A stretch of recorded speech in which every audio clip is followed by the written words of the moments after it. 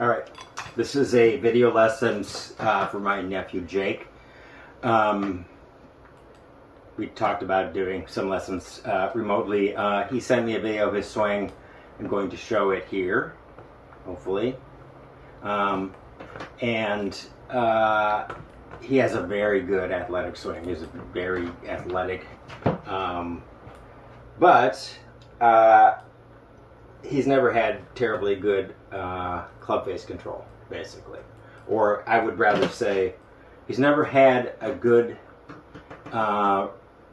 control of his club face in relationship to his path. So rather than thinking of club face as an individual element, think of it as if your club face and your path are moving in the same direction, your ball is going to go straight off of the tangent of your path, right? Wherever you impact it going a little that way, straight that way, straight that way. So when you're getting shape, you got the club face a little closed to path or a little open to path is a slice or hook. And sometimes you have both. And the reason when people have both, the reason is usually that they have a fair amount of roll, and so they're trying to time this, I would call this roll. And so what Jake said is, so he had trying not to hit a draw anymore, which is his natural shape, but I think the likelihood is the way that he achieved that, I asked him, does that feel good? Does it feel powerful? He's like, no, not really.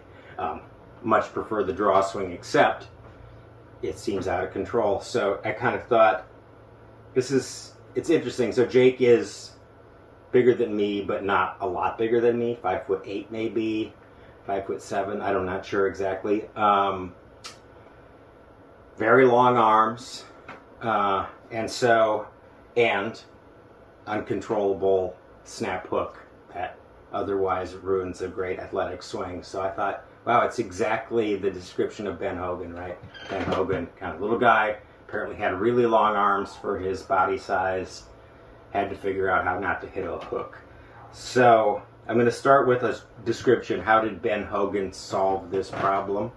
And first of all, I'm going to say everything that people keep saying, he rolled the club way open, everything was open, it was super open, blah, blah, blah. I don't think that's right at all. I think what he did is to stop rolling the club. So little guy, figured out that when he was little, if he could get this big kind of whippy action through the ball, he could get a lot of distance. But then, of course, as he got stronger, that whippy action became more and more hooky and uncontrollable. So he did a couple things. And one thing was a weakening move, which was to make his lead hand more neutral. But it wasn't, like people are saying, it wasn't even as weak as Jack Nicklaus. It was still, sort of on top if you look at the pictures. And he also said, that was me. I wouldn't say that that's everybody's lead hand grip, right? This hand he did put very on top. So that's, if you're fighting a hook, that's a good thing to do. But I think all of that is less relevant than this, which is what he figured out to do is to take this out of his swing, right? So he had this kind of a release pattern, club opening and closing like that, and he switched it for this kind of a release pattern. So you can see that, right? That's not opening and closing, that's staying square to path the whole time. So I can be here, I stay square to path, there's none of this, and I can go to there, and I'm still square to path. So he figured out that instead of doing this, it's a subtle difference, but watch it, this sort of rolls through the ball. This goes from here all the way through much more slowly and ends up square and square. So it never gets facing the sky, and it never gets facing the ground. It's always facing basically this way. So that's what I want you to work on, because first of all, don't fix your great swing by not having a release pattern, or just the release pattern's bad and you solve it the wrong way, like, well, I'm just never going to release the ball and I'm going to control everything. But that kind of control is fleeting and doesn't work well at every speed. So what you really want to find is now neutral. So I'm going to give you 2 things to work on and 1 command, which is go back to your natural motion. Don't try to control your motion. So my trainer,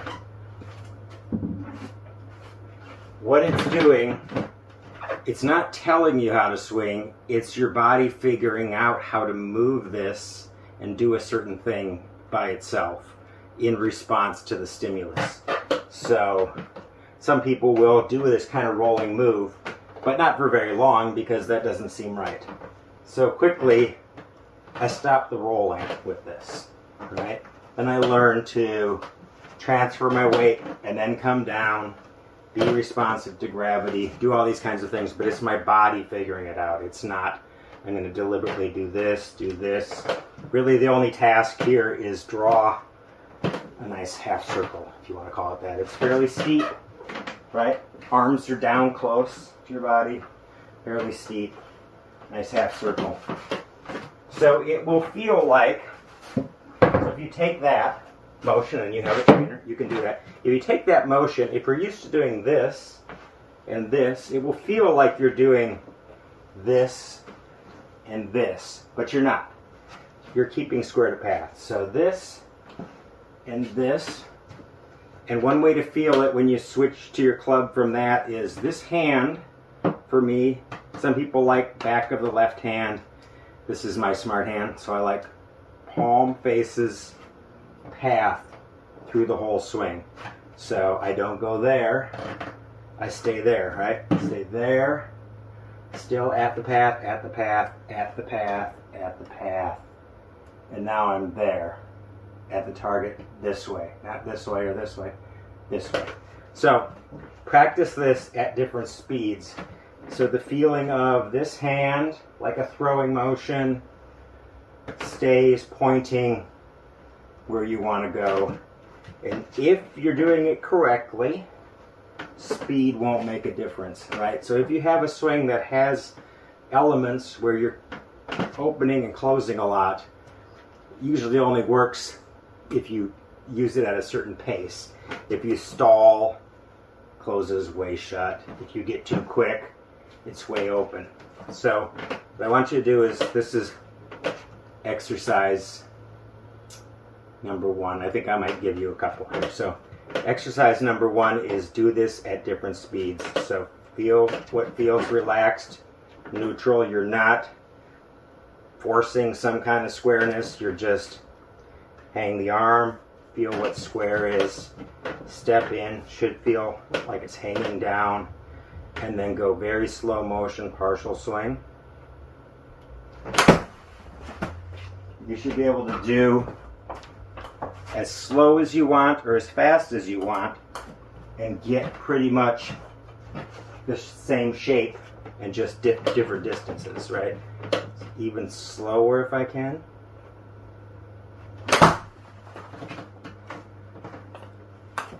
So I'm becoming aware, and the purpose of training is to feed information into your body, right? Your body is swinging.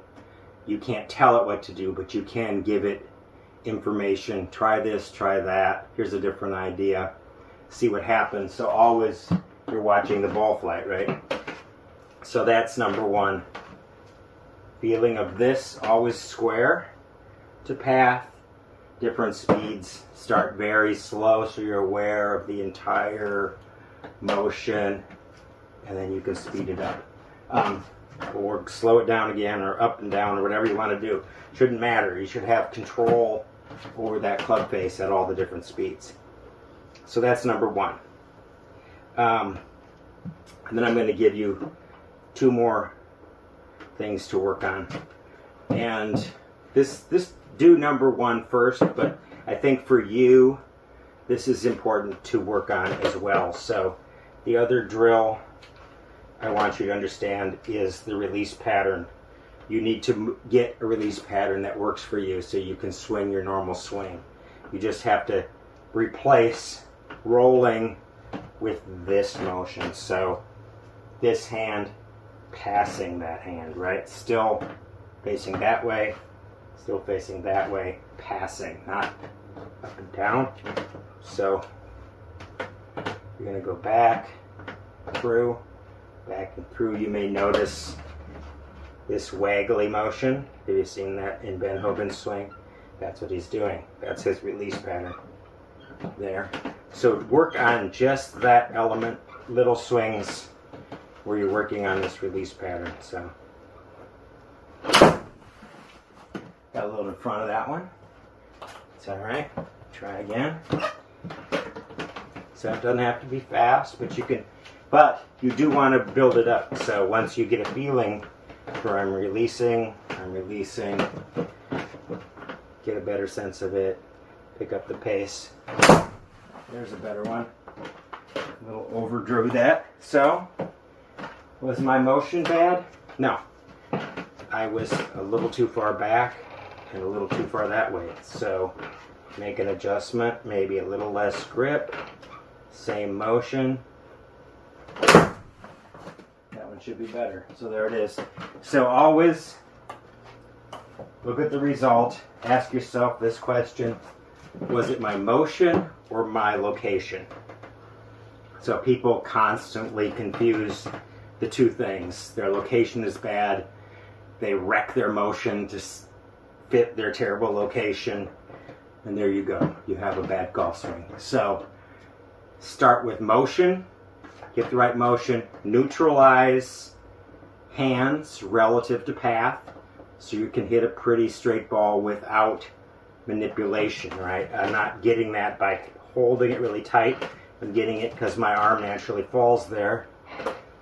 And if I just go through it, it goes straight because I've set everything up to neutral.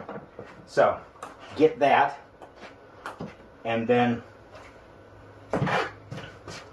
get this feeling of this release pattern.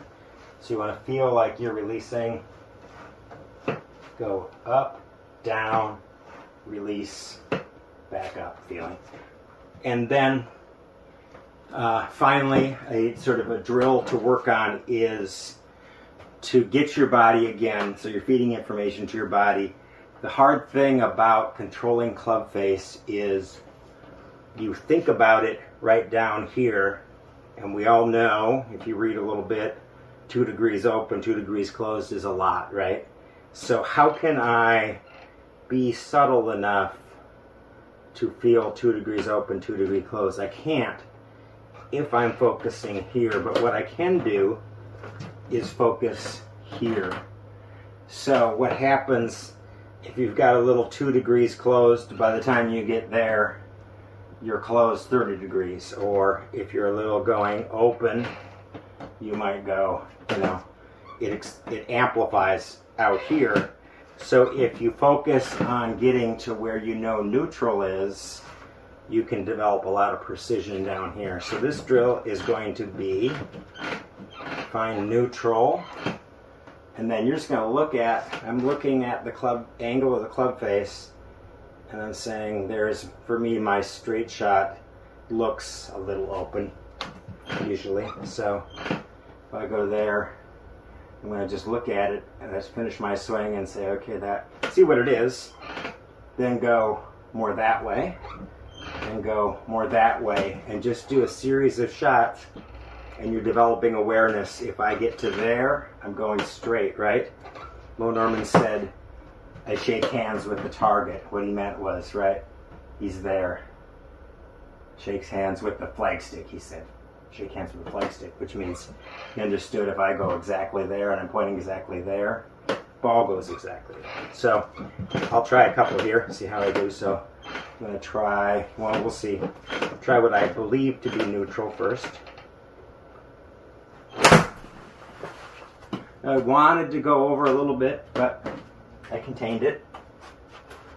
So pretty neutral, because I knew I had to get here and I could feel it, but no, I'm getting there. I'm not going there, right? So now I'm going to go a little close, let it go to a little bit closed on my finish. Not a ton, don't want a ton. So I'm closed a little bit of a draw there. You can do giant ones if you want to. It's all just data. You're not going for one perfect swing shape that everybody is a scatter pattern of things, right? But you're going for, okay, you go out one day, I'm hooking everything. Okay, I'm going to feel like I'm way that way, right? So once you understand that you can adjust whatever's happening, you have something to work with when you get out on the course. So this one I'm going to go and move it that way when I finish. So we'll see what happens here. And I naturally have a draw shape more, so that was just barely a fade or just a straight ball, hard to say. Yeah, pretty much a straight ball. So for me, that would be, I'm imagining that's a fade.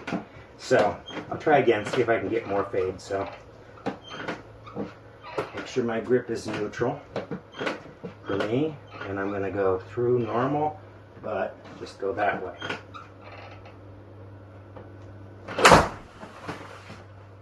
There's a little bit more fade. So motion doesn't really change. Nothing back here really changes. You're still coming from powerfully from the inside, squaring, feeling squaring at the ball, and then just going there, or there, or there, and practice sequentially, doing all the shapes. So never strive toward I'm going to get this one perfect shape that is always going to repeat itself, because it won't. You want to give your body the range of possibilities, because one day you'll be a little sore, everything will hook. You need to know the feeling of your fade or your draw or whatever it is. So work on those three things, and that's where you'll start to understand this is something that you can't control here, but you can understand it out here. So those are the three drills. So there's that one. There's everything up to that point is keeping this hand always facing path and finding all the neutrals. And one more thing, working with more of this shot shape, or with this release pattern, so that you can go back to your natural athletic move and not have something that's out of control, right? So I can go for my big draw move as long as I know that I have to go that way, not that way. So through it that way. I'm going to try to hit one nice straight ball that feels like a draw, but make it go theoretically straight. Pretty good. All right, so that's it. Work on that. May take a couple weeks. Send me feedback if you have any questions.